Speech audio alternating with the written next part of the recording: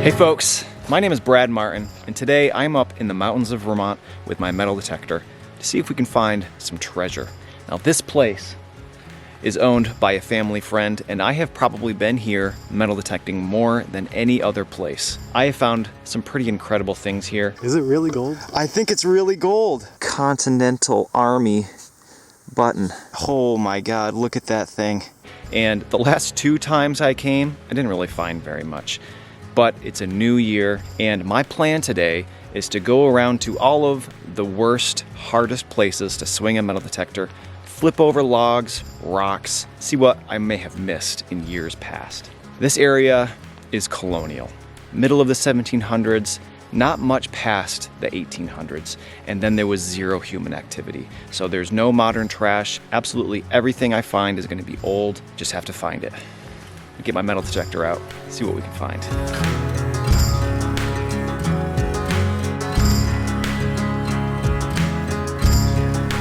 Well, I've been finding quite a few of these recently, so I'll kind of keep this short. But this has got to be one of the smallest thimbles I think I've ever seen. And it looks like it was silver plated at one point. And you know, I get comments every once in a while of folks saying plating, silver plating or gold plating, folks couldn't do that back then. And I think that line of thinking comes from an understanding of electroplating, and they didn't have electricity back then, but they certainly had chemical plating, and folks could plate thousands of years ago. They were doing it. So this, while it may not be colonial period, it's certainly close, and the plating certainly doesn't disprove that. Super cool. Teeny tiny one. All right, it's been a while since I got a nice target, so I thought I would film this one. It's a mid-tone, so it's likely a button, but I just wanted to show I kicked it, there was a log laying here, and right next to it here, the infamous Widowmaker. This is a limb of a tree that broke off in a windstorm, more than likely, and came and lodged itself into the ground. So let's figure out what this is. It's just a mid-tone and it seems quite shallow, but you never know. There it is. Wow. When that came out, I thought for sure it was a silver coin, but it didn't ring high enough to be a silver coin. This is just a beautiful tomback button. The word itself, tomback, seems like it refers to this, but tomback is a material. It's a kind of brass. Pretty cool.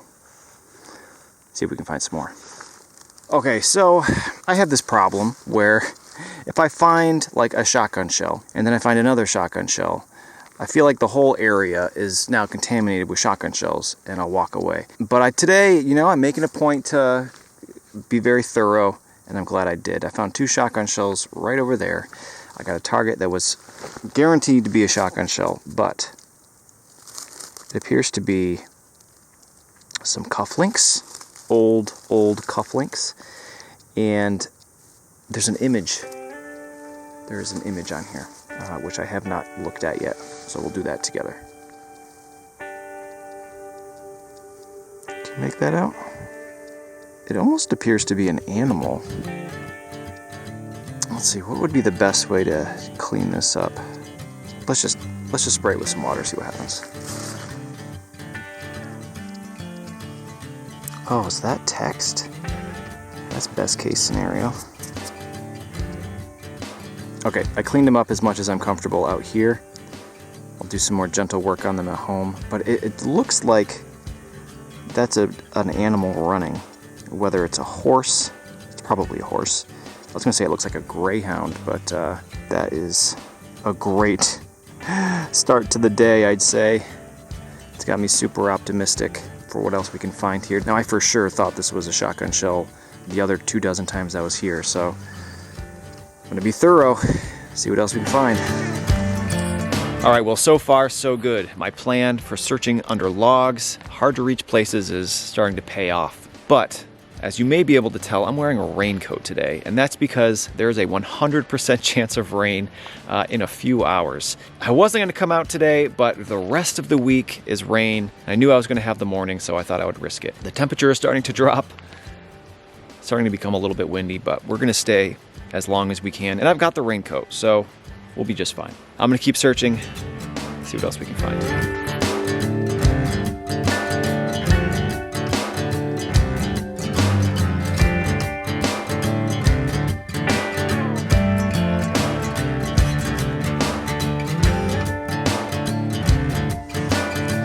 Well, it is not much, and you know, there's a very good chance I would have never been able to identify what this thing is. It's just a very simple strip of brass with a very modest design on there.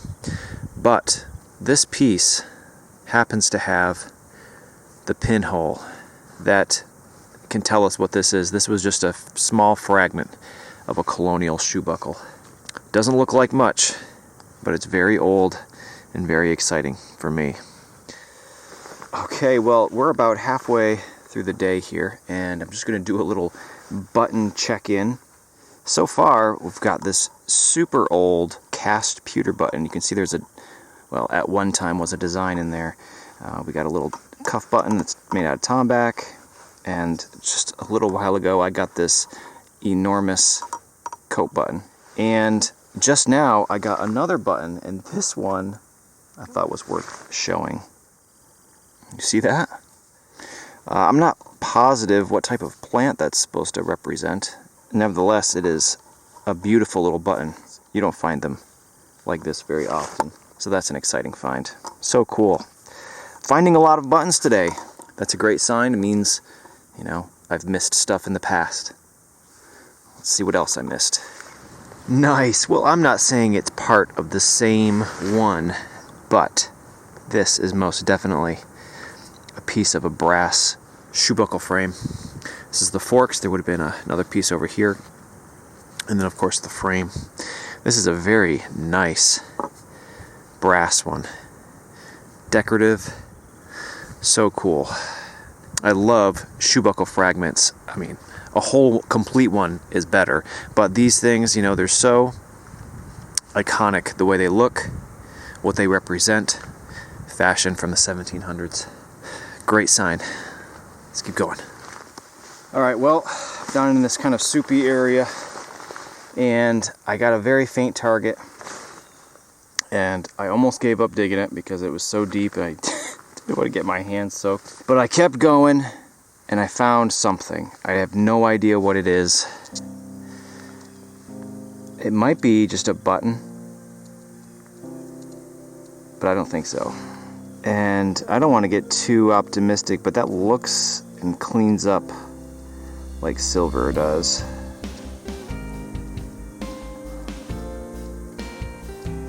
Let's see, what do we have? Oh my goodness. Wash it off here. Look at that. Are you kidding me? 2 hearts and a crown. It's broken. I wonder if there's more in there. Let me... Alright, well, unfortunately and fortunately, this other piece is not down there. Unfortunately because we're missing some, but fortunately because it wasn't me who broke it. It's an old break. Now I know that there is some hearts and crown iconography that is very, very special. But I don't know for sure if this represents that. So I'm going to wait until I have some cell service and do some quick searching to confirm that. You know, as I'm looking at this, it's becoming more and more obvious that the pin would have latched on this broken piece. And that is a very good reason for why somebody may have lost this in colonial times.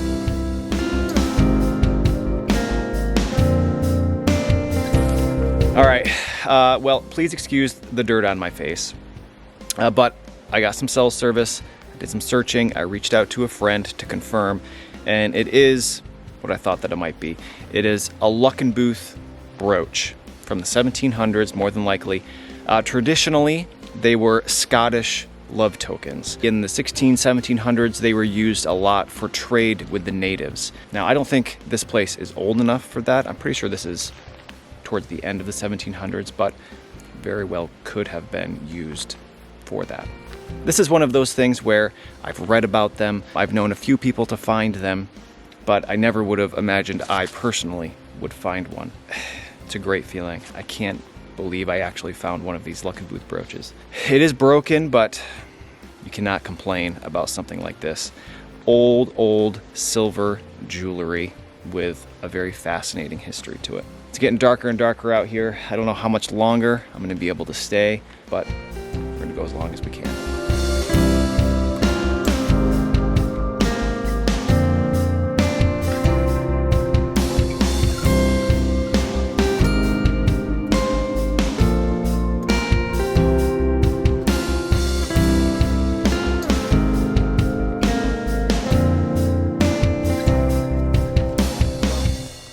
You know, after digging these homes from like the late 1800s, I've gotten pretty in tune with my machine to try to avoid digging sheet metal. Because if that was part of their roof, you know, that stuff is absolutely everywhere and it gets old quickly digging that stuff all the time. But I got like a sheet metal target, which doesn't make sense for how early this place is. So I decided to dig it, and I'm glad I did. I would suspect this is an escutcheon, and the nail holes were probably on these wings that are broken off. And I'm looking at it and I'm wondering if that white is corrosion or if that's like a design of some kind. I thought it was worth showing, but this is a pretty cool little escutcheon, probably for like a dresser or something. Nice. This is a cool find and not one that I find very often. If I had just found this much, I never would have known what it is, but you can see here, they were tines, and this was a very old hairbrush, and it was probably even attached to a handle on this end, I'm assuming, but that's very, very cool. A lot of times they were made out of bone. This one would have been brass. So cool. I wish there were more tines. Well, I wish it was complete, but I'm happy with that anyways. Cool. Alright, well, it's getting to the end of the day. I'm getting tired. I got a pretty good target. I wasn't going to bother getting the camera out, but it's an amazing target. It's in the 90s, so I figured I'd get the camera out. It's pretty deep.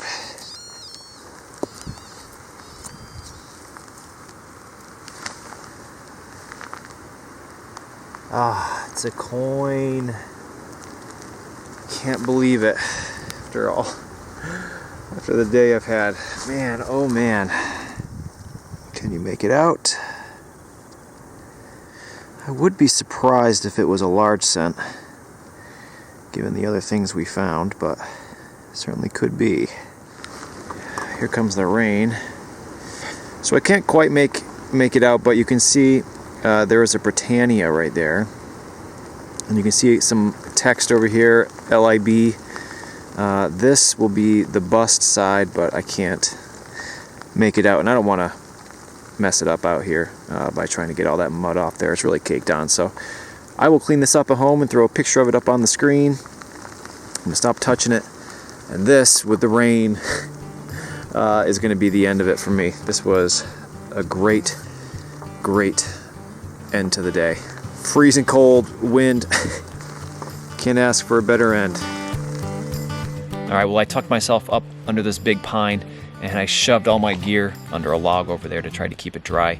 And we've got a little break in the rain, so I'm gonna do the recap now. What a crazy day. That silver brooch was such a complete surprise at a place where I have been at least 24 times, maybe more. And the target was not great, but I cannot believe I missed that in years past. Blown away. The history behind it, all of it. I'll remember today for a while for sure. I've got everything laid out. Let's take a look at it. All right, look at all of this stuff. I can't believe I found that many buttons. For the amount of times that I've been here in the past, this blows my mind. 12 buttons. So starting from the back, we got some cutlery, a knife. I believe this is probably a fork and a spoon. My comb, a couple pieces of shoebuckle, which may or may not go to the same shoebuckle. This might be a part of a larger escutcheon as well. It might even be the same as that one, but I don't think so. Maybe. Little thimble. Again, we got this really pretty flower button. And then down here, the stuff that I am most excited about. Cufflinks with an unknown animal on there. I'm guessing a horse. I can't read it yet. Hopefully you know by now. I do have a copper with Britannia on the back. I have not cleaned up the front yet, so I don't know what it is exactly, but it's an old copper coin. And then, last but not least, the Luckenbooth brooch. As I'd mentioned earlier, I've read about these. I'd seen pictures, but never did I believe I would actually find one. Incredible. Silver. Unfortunately broken, but I'm sure that's why it was lost. Overall, for a place that I've been so many times and for a relatively short day because of the rain, can't ask for more. All right, folks. Well, I'm going to get out of the woods while we have a break in the rain. I hope you enjoyed. I had a blast. And hopefully I'll see you next week for another video up here in the mountains of Vermont looking for treasure. See you next time.